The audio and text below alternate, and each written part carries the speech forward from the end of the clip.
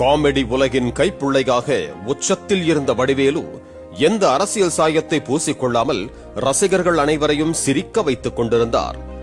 ஜெயலலிதாவையும் அவர் பகைத்துக் கொண்டதில்லை. அதேபோல கருணாநிதியுடனும் அதிகம் ஒட்டி உறவாடியது இல்லை. இரண்டு கட்சிகளுக்குமே பொதுவானவராக இருந்து வந்தவரை 2011ஆம் ஆண்டு தல சீக்கிரம் வெளியே வாத்தல என்கிற ரேஞ்சுக்கு அழைத்து தங்களுக்கு ஆதரவாக சட்டமன்ற தேர்தலில் பிரச்சாரம் செய்ய அழைத்தது திமுக. கைப்புள்ளைக்கு கட்ட சரியில்லை என்பதை உணராத வடிவேலு ஏற்கனவே தேமுதிக தலைவர் விஜயகாந்த் மீது இருந்த கோபத்தில் எட்ரா வண்டிய என்பது போல ஆக்ரோஷமாக துள்ளி குதித்து தேர்தல் பிரச்சார வண்டியில் ஏறினார். தமிழ்நாடு முழுவதும் திமுக மேடைகளில் அதிமுகவிற்கும் அதன் கூட்டணி கட்சிகளுக்கும் எதிராக வெறித்தனமான பிரச்சாரத்தை மேற்கொண்டார். அதிலும் குறிப்பாக அதிமுக கூட்டணியில் இணைந்த தேமுதிக தலைவர் விஜயகாந்துக்கு எதிராக கேலி, ஜாலி, கிண்டல் என நீ வேணா சண்டைக்கு வாடா என்ற ரேஞ்சுக்கு வம்புக்கு இழுத்து அதிதீவிர பிரச்சாரம் மேற்கொண்டார். திமுக அணியில் இடைவெளியும் முடிந்து கிளைமாக்ஸ் போய் கொண்டிருக்கிறது, ஆனால் அவர்கள் அணியில் இன்னும் ஷூட்டிங்கே துவங்கவில்லை என்றெல்லாம் விமர்சித்தார்.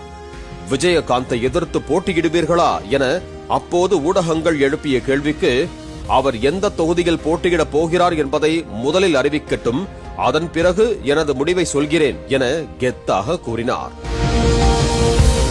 சிரிப்பொலிகளால் அதிர்ந்தன வடிவேலுவின் பிரச்சார கூட்டங்கள். அம்மா, தாயே என மேடையில் கையெடுத்து கும்பிட்ட வடிவேலு தேர்தல் பிரச்சார கூட்டத்தில் தன்னை எம்ஜிஆர் என்று கூறிக்கொள்பவரை ஜெயலலிதா ஏற்கிறாரா என்றெல்லாம் விமர்சித்தார். விஜயகாந்த் எங்கு நின்றாலும் அவரை எதிர்த்து போட்டியிட்டு தோற்கடிப்பேன் என்று மேடைகளில் ஸ்னேக் பாபுவாக சீறினார் வடிவேலு. எம்ஜிஆர் பாடல்களை எல்லாம் பாடி விஜயகாந்தை கேலி செய்தார். சிங்கம் களம் இறங்கிடுச்சு டோய் என்பது போல அவருக்கு ஆதரவாக திமுகவினர் உசுப்பேற்றி ஆர்ப்பரித்தனர். அப்படி வடிவேலுவை உசுப்பேற்றி களம் இறக்கியவர் மூக்க அழகிரி என கூறப்பட்டது. அதே நேரம் விஜயகாந்த் ஒரு கூட்டத்தில் கூட வடிவேலு குறித்து எதுவுமே பேசாமல் இருந்தார். வடிவேலுவின் விமர்சனங்களுக்கு எதிர்வினை ஆற்ற வேண்டாம் என தனது கட்சி நிர்வாகிகளுக்கும் அறிவுறுத்தி இருந்தார் விஜயகாந்த். இந்த நிலையில்தான் 2011 சட்டமன்ற தேர்தலின் முடிவால் சந்திரமுகி வீட்டுக்குள் நுழைந்து அல்லறி துடித்து உறைந்து போன முருகேசா வடிவேலுவாக மாற்றியது. ஆம், திமுக படு தோல்வியை சந்தித்தது. ஜெயலலிதா முதலமைச்சரானார். யாரை எதிர்த்து உக்கிரமாக பேசினாரோ வரலாற்றில் இல்லாத அளவுக்கு தேமுதிக தலைவர் விஜயகாந்த் எதிர்க்கட்சி தலைவரானார். ஆனால் வடிவேலுவுக்கு எதிராக தேர்தலுக்கு முன்பு எப்படி அமைதி காத்தாரோ அதே போல அமைதி காத்தார். எந்த ரிவெஞ்சும் எடுக்கவில்லை. இன்னும் சொல்ல போனால் வடிவேலுவை தொடர்ந்து நடிக்க வேண்டும் என வடிவேலுவின் நண்பர்களிடம் கூறினார் விஜயகாந்த் என கூறப்பட்டது. தேர்தல் முடிவுகளுக்கு பிறகு கட்டதுரையிடம் சிங்களாக சிக்கிய கைப்புள்ளை போல வடிவேலு திரும்பி பார்த்த போது உடன் யாரும் இல்லை. விஜயகாந்தோ ஜெயலலிதாவோ நேரடியாக பழிவாங்கவில்லை என்றாலும் ஜெயலலிதாவுக்கு பயந்து திரை உலகில் யாரும் வடிவேலுவுக்கு வாய்ப்பு கொடுக்கவில்லை என கூறப்பட்டது. கிட்டத்தட்ட 10 ஆண்டு காலமும் அவர் முன்பளவுக்கு பட வாய்ப்புகள் இல்லாமலேயே இருந்து வந்தார். ஒரு சில படங்களில் மட்டும் அவருக்கு வாய்ப்பு வழங்கப்பட்டது. ஆனால் அந்த படங்களும் எதிர்பார்த்த அளவு பெரிய வெற்றியை பெறவில்லை. வேணா, வலிக்குது, அழுதுருவேன் என்ற மனநிலைக்கு சென்ற வடிவேலு அரசியலை விட்டே ஒதுங்க ஆரம்பித்தார்.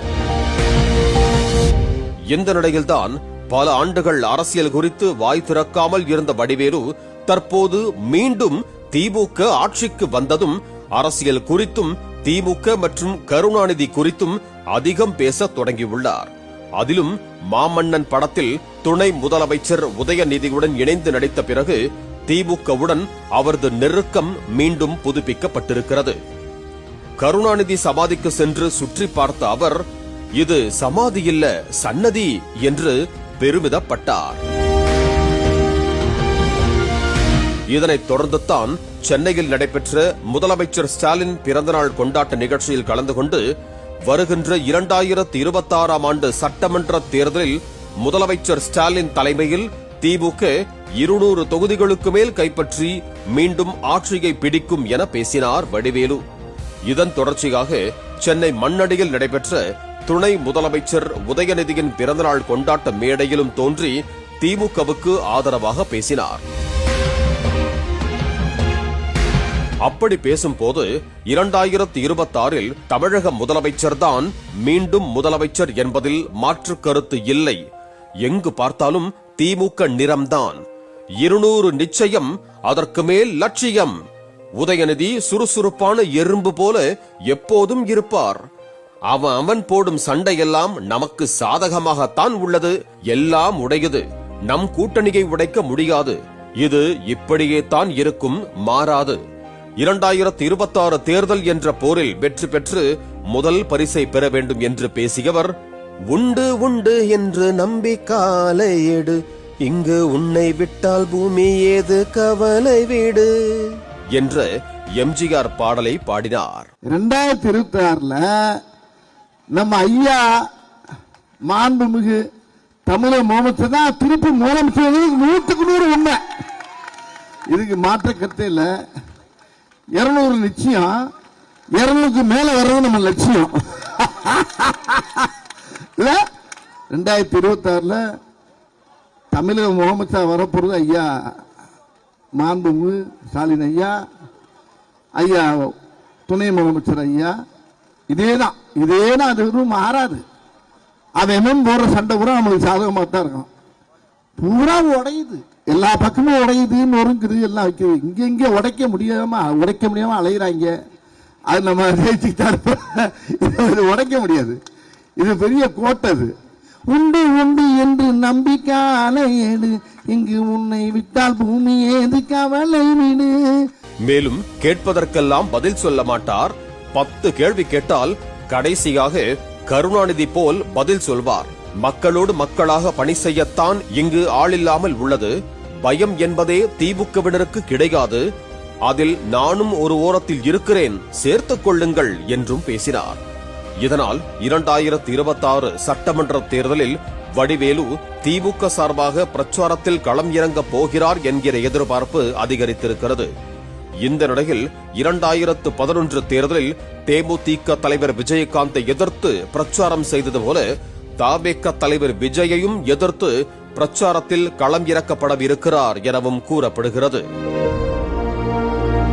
இப்போது மறுபடியும் முதல்ல இருந்தா என அவரது அதிதீவிர ரசிகர்கள் கேள்வி எழுப்ப ஆரம்பித்திருக்கிறார்கள்.